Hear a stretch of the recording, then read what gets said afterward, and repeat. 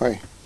So now I'll be taking up another case study, that is the financial services, and here I'm going to talk about banks, right? And there's a reason why we have selected banks, because it throws up some new dimensional modeling situations, which we'll try to model. And then the second reason is that most of us are familiar with the functioning of a bank, right? So the basic functioning of the bank we all understand. So right, so bank offers services, right, to its customers, and these services are of different types. So you have a checking account, so you can get a savings account, you can get mortgage loans, investment loans, personal loans, you can get credit cards, you can have safe deposit boxes, and there can be many other kinds of services that you can avail at banks. Now these services are just like products that are being offered in a grocery store, right? So but these are kind of heterogeneous products, or heterogeneous set of products sold by the bank. Why we are calling them heterogeneous? Because the way, like if you go back to the grocery store case study, like if you look at a grocery store, like all the products have the same attributes or can be defined using the same set of attributes. But in case of banks, or in case of heterogeneous products, different products or services have different or need different attributes.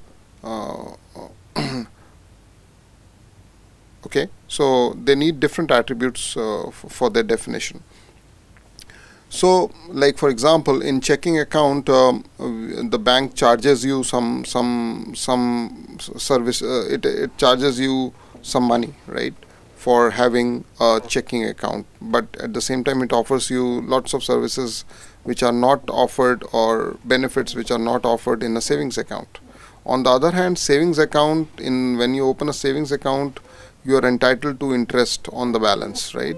And the bank opens it or does not charge you anything for opening a savings account. Similarly, safe deposit boxes, so you have to have you need to pay a rent, right? And similarly, all these other services would have different kinds of attributes which define them.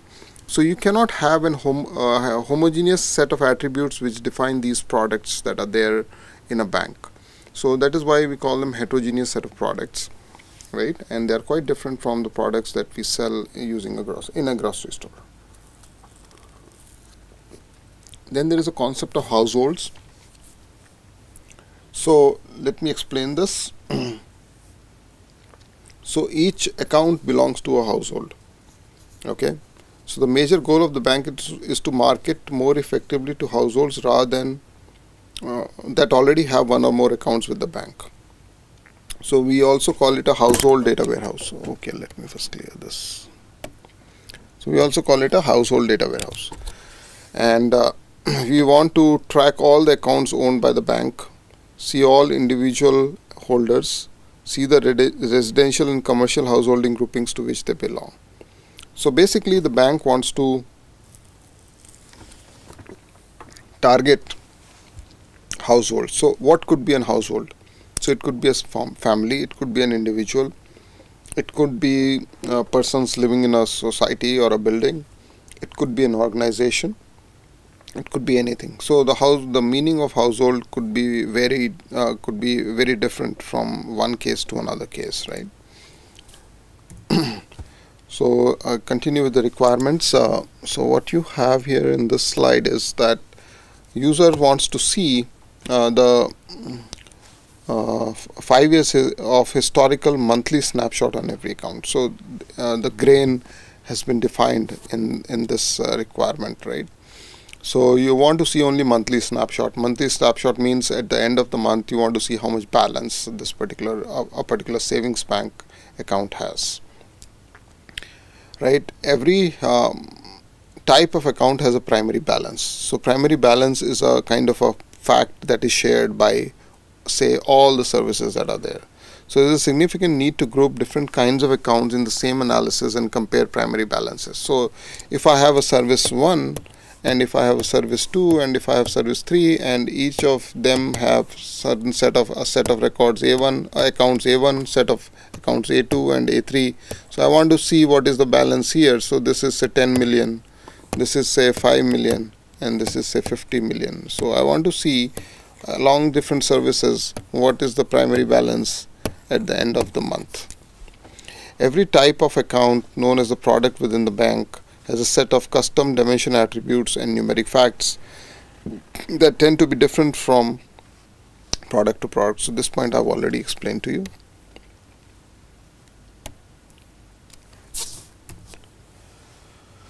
So every account is deemed to belong to a household, and upon studying the historical production data, we conclude that accounts come and go from household as much as several times per year for each household due to changes in marital status and other life stage factors, like you get married or you get transferred to some other city. So all these are factors that lead to changes of accounts, the ownership of accounts from one household to another. In addition to the household identification, we are very interested in the demographic information as it pertains to both the individuals and the households. So suppose you are living in a society, right? So there would be a kind of a demographic information associated with that society or with every individual as well, right? So you have demographic information at the individual level and at the household level. So that is what we mean. And another crucial observation is that the bank can have as much as 10 million accounts and which belong to 3 million households, and accounts can be more volatile than the households, right? So changes in accounts can be more volatile. So there are different types of products that this bank provides, as discussed earlier, and in addition to this, it can also provide many customized products for a specific customer or household. And another critical observation is that we want to track the status of the account. So when I say status of the account, so which can be alive or dead, and we would like to store information related to the reason behind closing of any account. And needless to say, there are enormous new accounts created in a day to be stored. So that's what. So these are certain things that I want. So these are basically guiding us through the dimensions and the facts that we should store in our data warehouse, bank data warehouse.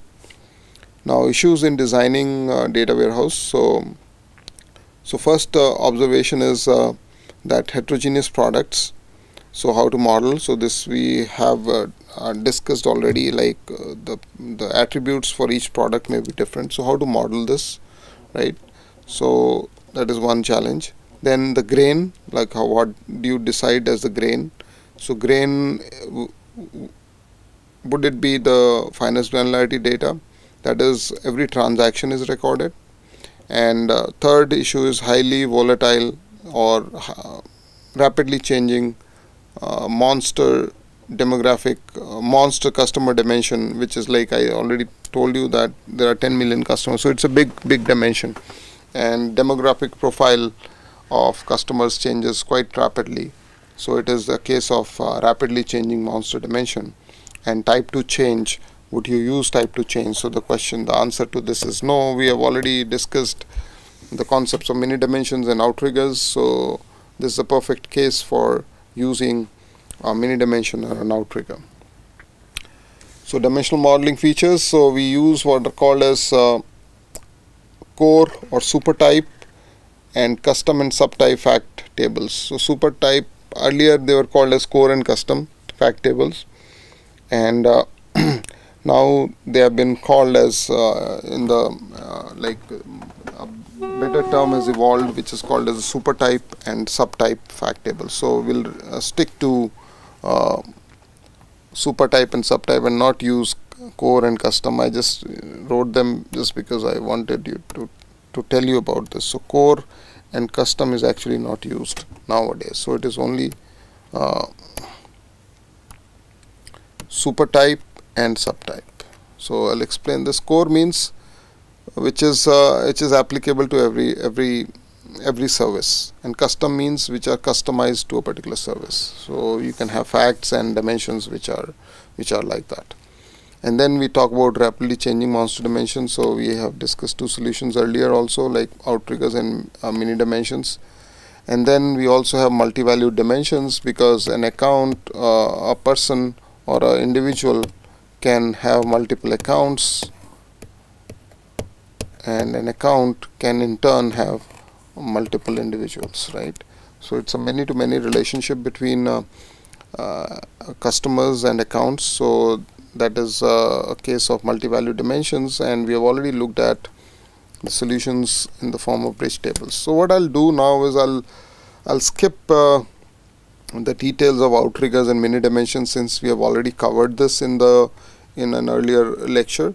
So I'll just skip those portions from here, right? And I hope that is acceptable to all of you. So this I have already discussed, like monster dimensions and snowflaking and outriggers. So I'll just not discuss it here again, right? So now let us come to an important observation, which is called as a dimension triage.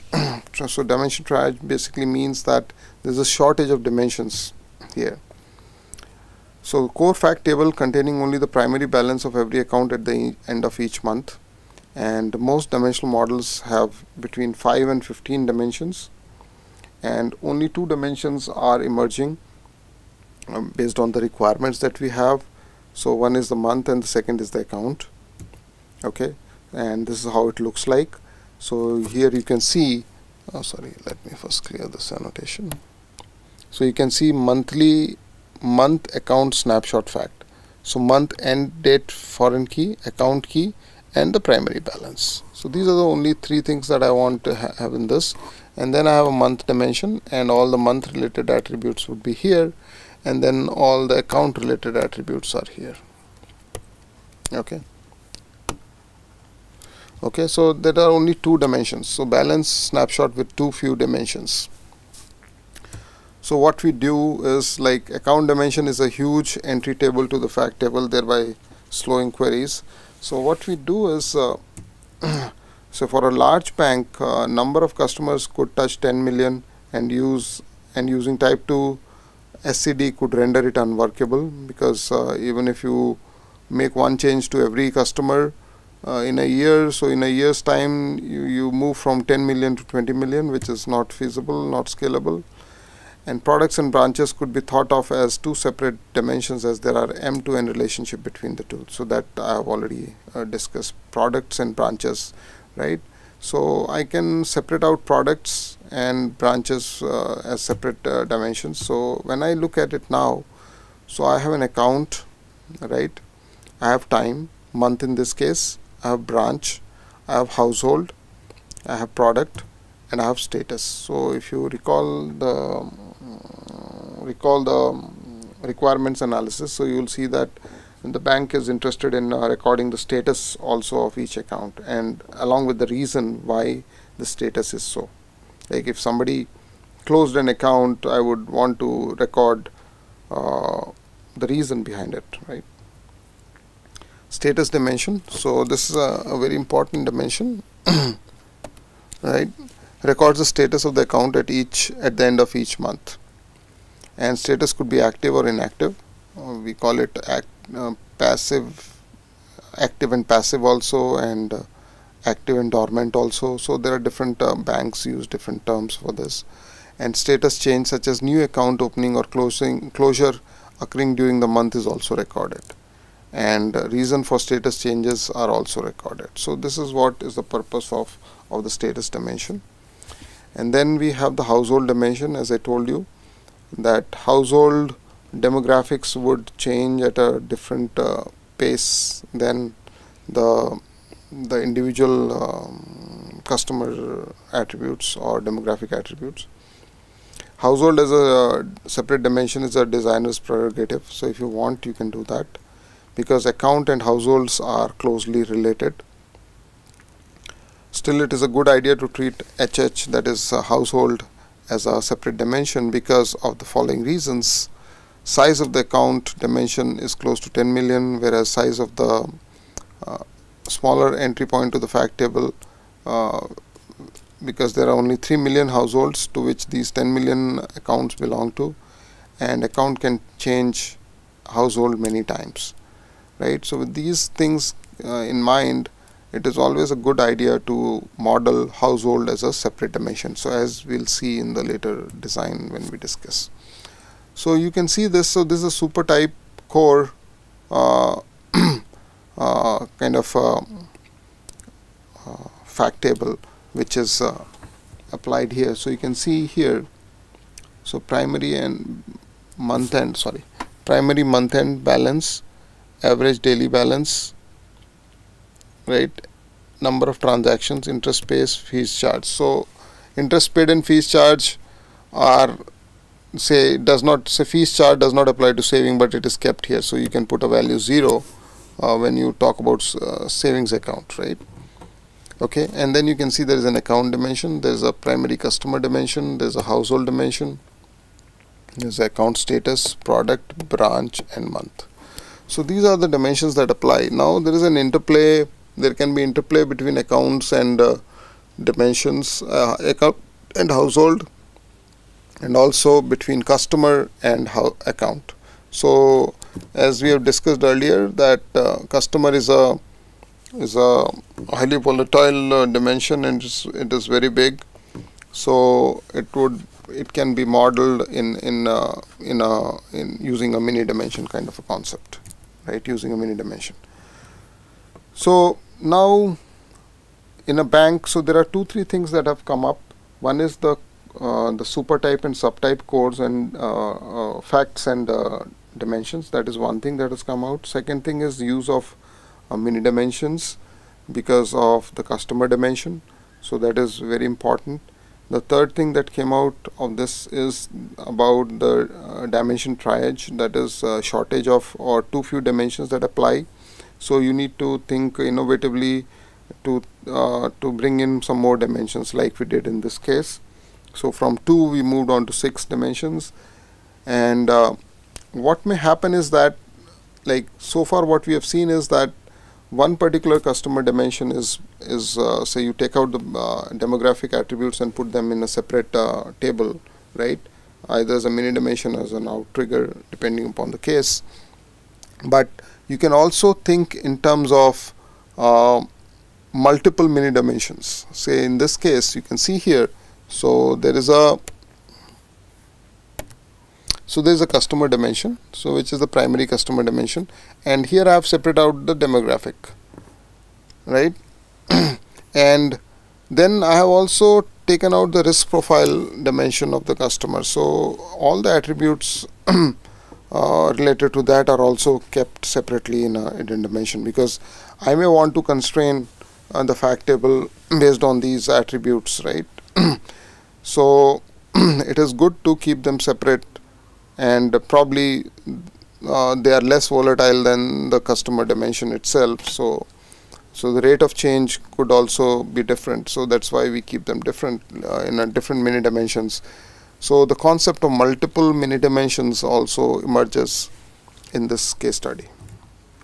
So these are the 3 and 4 new concepts that we looked at. So one is the multiple mini dimensions, second super type and subtype, and multi-value dimensions. So those are anyway we have already taken up that, right? Sorry. So that we have already taken up. So I'm not talking about the multi-value dimensions and the bridge table.